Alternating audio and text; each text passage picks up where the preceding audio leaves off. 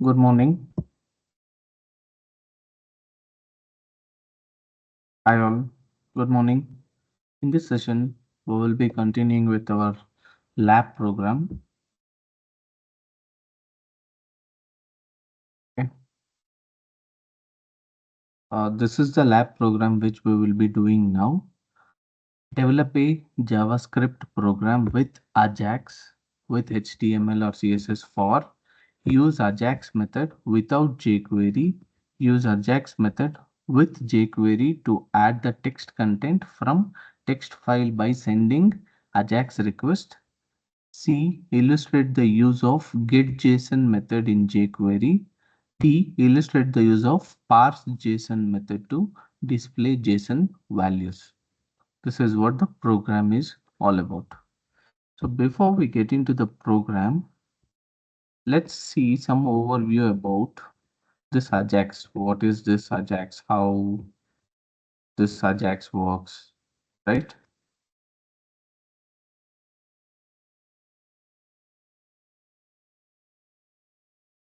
See, what is this Ajax? Ajax stands for this asynchronous JavaScript and XML, right?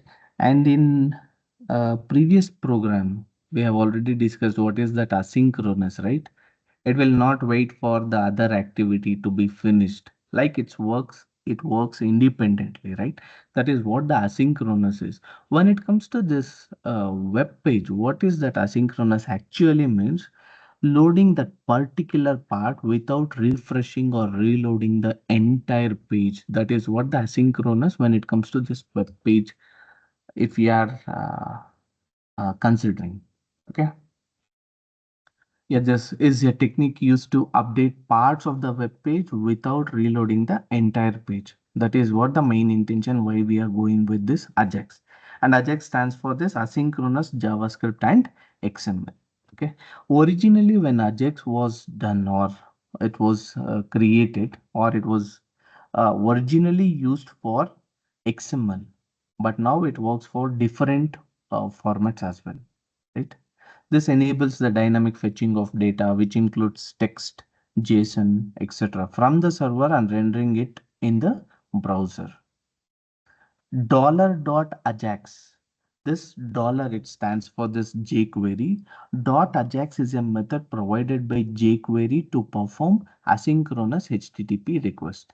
Within this jQuery, if it has to perform some asynchronous HTTP request, then we can go with this $.ajax.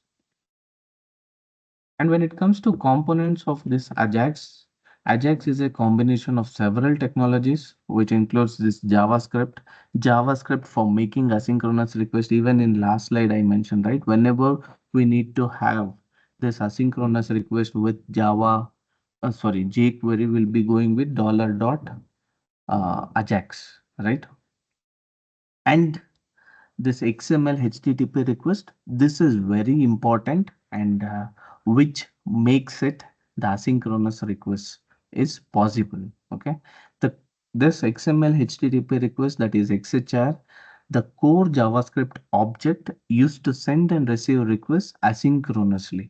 This XML HTTP request, it resides in the client browser itself, and this HTML CSS, you people know it for rendering the data returned from server into viewable format in which the user is able to understand.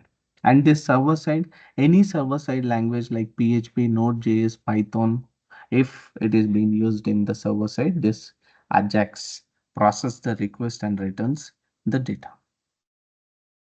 How does this XML HTTP request work in the browser? We'll see one by one.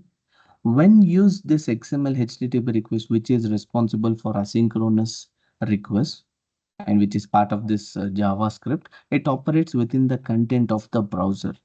And you people know when it sees script in the parser, it know that it's a JavaScript, right? Browser executes JavaScript. When you write JavaScript code in a HTML page, it gets executed in the browser, that is in the client side. Within this JavaScript, right? Inside your JavaScript code, you can create instance of this XML HTTP request object. As we have discussed already, this XML HTTP request is mainly responsible for asynchronous, right? So what we'll be doing, we'll be creating instance of this XML HTTP request object, which is inbuilt feature of browser's JavaScript engine. Once this XML request object instance is created, we'll be able to make the asynchronous calls.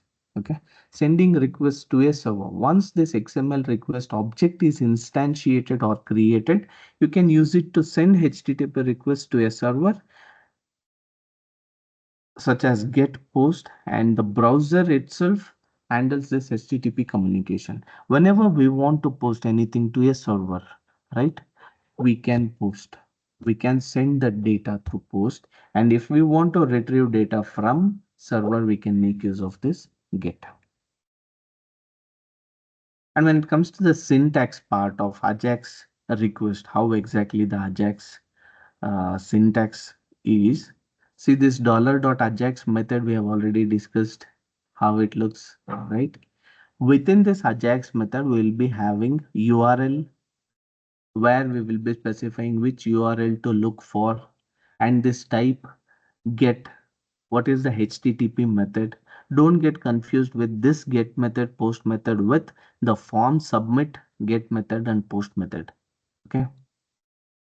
And this data type JSON, then data if it has any request to be sent like key value pair, those things. If it is success within this, what has to be handled? If it is error, what has to be handled?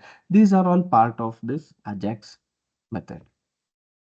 And this XML HTTP status, if it is 200, if it is returning 200, that means success. If it is 300, redirection responses is success. If it is 400, which is related to client error. If it is 500, which is related to server error. And this getJSON method, this getJSON method is a shortened Ajax function provided by Jquery, right? And when we discussed about this, um, which is that XML one, right? When we discussed about this Ajax mainly for XML, and now it is able to handle all these different format as well, right? When it comes to this get JSON, it's specifically for JSON data. Okay, this get JSON, it is designed for making get requests and retrieving JSON data from server. Only JSON data can be retrieved with the help of this get JSON method. $.getJSON dt.json function, that is data. Okay. When it comes to this function data, what it actually has is this data parameter represents the content that is returned from this particular dt.json. Sorry. This is dt.json is retrieved, and this is will be having the data will be having that particular part, right? The data parameter represents the content that is returned from the dt.json file, but automatically passed into this JavaScript object. ParseJSON. So this parseJSON method in jQuery is used to parse JSON formatted string, but it is depreciated now. In the newer version that is above this jQuery 3.0, it is depreciated. So what is recommended? Recommended to use this JSON.parse method in JavaScript. This JSON.parse method, I think we have already discussed in the previous programs. Next thing what you people need to know is this template literals. Okay, template literals in JavaScript. When you see this dollar, don't get confused with it is jQuery. When it comes to template literals, it will be considered as expression. How do you come to know it's a template literal? The backtick syntax, that is with the single colon, sorry, single inverted. In JavaScript, it's used to define this template literal. The expression inside this dollar, it it is evaluated and the results are inserted into the string. Example is, see, this is a very simple example wherein we are having this, let name is equal to John, age is equal to 30, city is equal to New York, right? Output name, that is the output string. For that, we are using this template literal dollar of name within curly braces, that is flower braces. If we are putting this, it will be retrieving what is the value being assigned. So you can see the output as well. Once this expression is evaluated, this name will be having John, this age will be having whatever age we have specified, and this city will be having whatever we have specified. This is how the template literal works. Okay. Now let's see the program, how exactly it looks. And for this, I recommend you people to use this server. It's very simple. Go to your VS Code, go to extensions. Here you can see server. Okay. Live server. It is from Ritwik Day. Just install it. Okay. Just install it because I tried executing this loading of text file and JSON without on this live server. It's not working properly. And when I searched more, I got to know it works properly if we are hosting this on live server. Okay. So when it comes to HTML, it's very simple. Okay.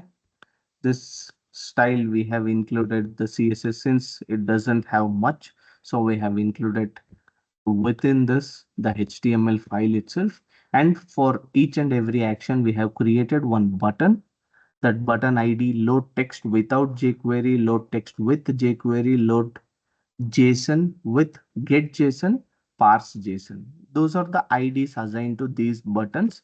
And the script, if we are using jQuery, it is mandatory. We are using this CDN. We have discussed already in previous program.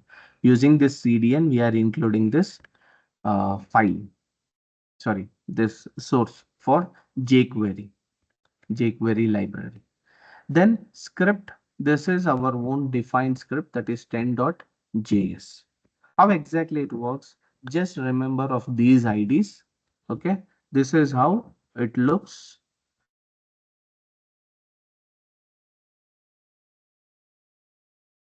This is how it looks. See, it is running on the local server that is 127.0.0.1.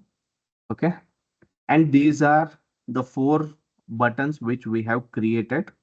Okay, each is having individual or unique ID, right?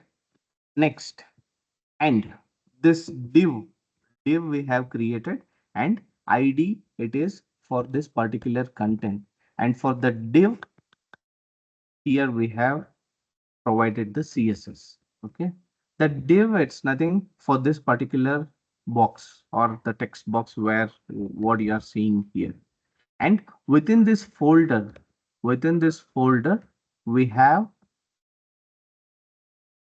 this dt.json file as well, and this te.txt file, whatever text file. All these are part of same folder. Okay, this is what when it comes to this HTML. And this JS file, let's see in detail how exactly it works. Okay, first one is without using this jQuery, right? So first what we are using, we are loading this DOM, document object model content. Okay, once it is loaded without jQuery, we are going with this document.getElementById. by ID. We are accessing that particular ID which is responsible for that particular button. And using this add event listener, once the button is clicked, this function has to be executed. And when we discussed about this XML HTTP request, I clearly mentioned this is for asynchronous request, right? So we are creating object for this particular XML HTTP request, and we are opening this particular text file, which is in the same folder. If this text file is present in different folder, then you need to provide the complete path here. Okay, complete path here. And we are using this XML HTTP request object to open this particular te.txt file. Okay. On load, what it has to do, we have already seen what is the status responsible for this 200. If it is successfully loaded, if it is success, that is xhr.status is equal to 200, then loaded the text file successfully. This Okay. And this content, what is this content responsible for? This content is responsible for this particular field, right? Once it is successfully loaded, or once it is success, what it has to do, document.getElementById, by ID, go to that particular text box, dot inner text is equal to xhr.response text. Here we are opening the text file, and whatever it is retrieved, if it is success, it will be having with this xhr.response text. That particular will be assigned to this ID, that is content ID, which is responsible for that particular text box. If it is success, it will be appending, or if it will be adding those details to this content.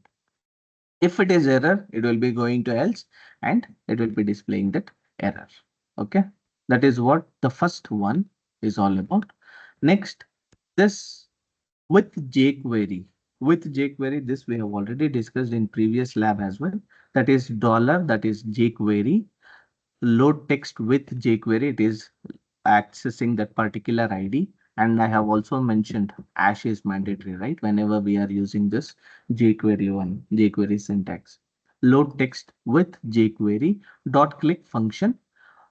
And this dollar dot Ajax, we have already seen the syntax. What is the URL? It is te.txt file has to be loaded. Get console.log loaded text file successfully. If it is success, right? That is 200, everything will be calculated or found in the backend itself. Once it is having the details of this data, it will be the function data we have already seen in the presentation part, right? It will be having the content.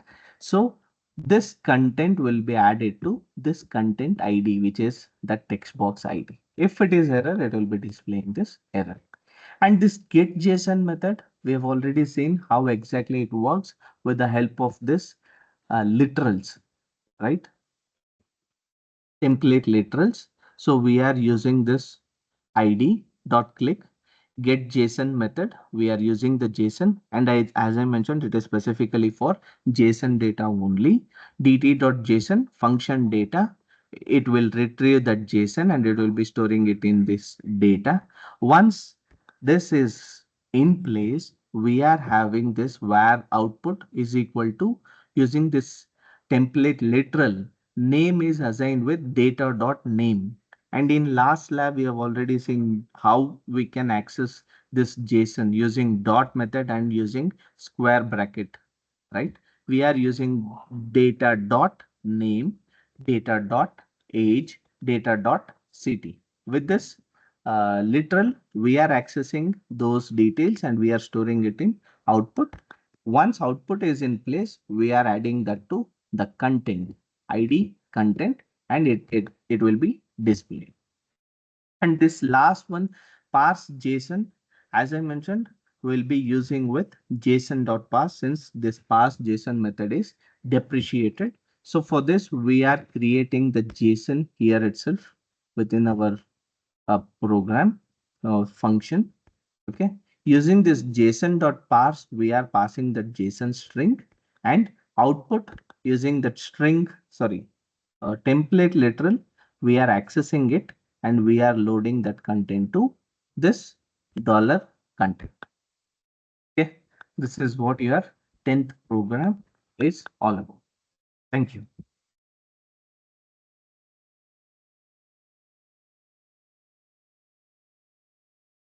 Okay, We did not execute it. Sorry, not executed. Let me share the screen again.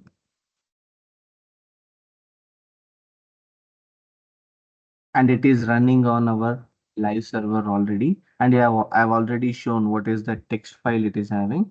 Load text, see, without jQuery, load text with jQuery. If you are not seeing any difference, let's refresh. This is with the jQuery and load JSON with getJSON method.